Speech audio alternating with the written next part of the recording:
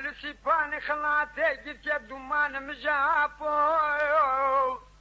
هرچه ورطاد دلا چار چما خبر ده بلکه خالق عالمه عزیز دلوی بکشه چار دسته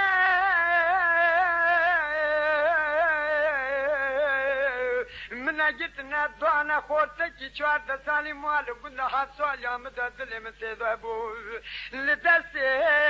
مجتنا دوانا لمال قلن دي دنيا لكي كولكي حاجتين نود السوالي بردو كلك ومرونشتي كوبيتين شو جناما سنگو برم زنی جدو پوزی وی کلام زگانا سنگو برم در جوابو دوابو لوابو دوابو لوابو واسمار مون مون مون اسمار مون مون مون شكل القوة دورة وجمان خلق زابجين يسموان خلق زابجين يسموان أبو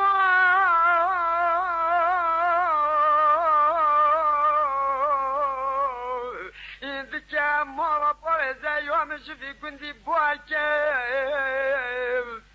دترابب ابواكي دوري شابا توركي بارزه شاب رازي خوركاركي دا قوما دستي برازي دستي محبة دلوي دبا دستي برازي خبية جالتي ببا وخاصواركي وابو دا وابو ما قدر ولا تخرابي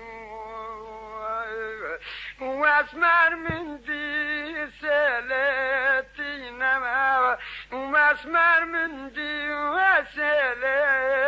نما بالشبس كوشدخي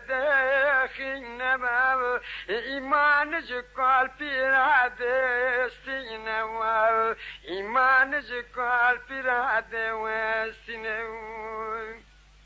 أبو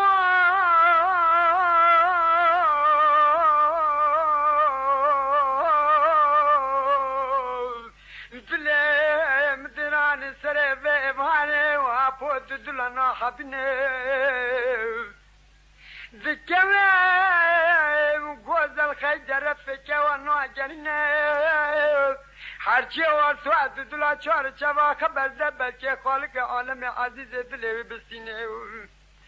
چاد دسته دلال دلم گرتنا دانا قلند مال دنیا لکه زه چو میالی مال محبت دلم مالی نه و زه چو میالی هده رونشت بولی که لکو کاله که حشت سواله کالا زه دانی بو سر چوکا خوناننجی لشار شما که دیار بکری ول دوره و دیگری نوابو و اسمارم مون مان واسمار مان دلال من دي اللي باجري وتتاني ورندي تبقى دوا وكردا وغندي وتنازك وكردا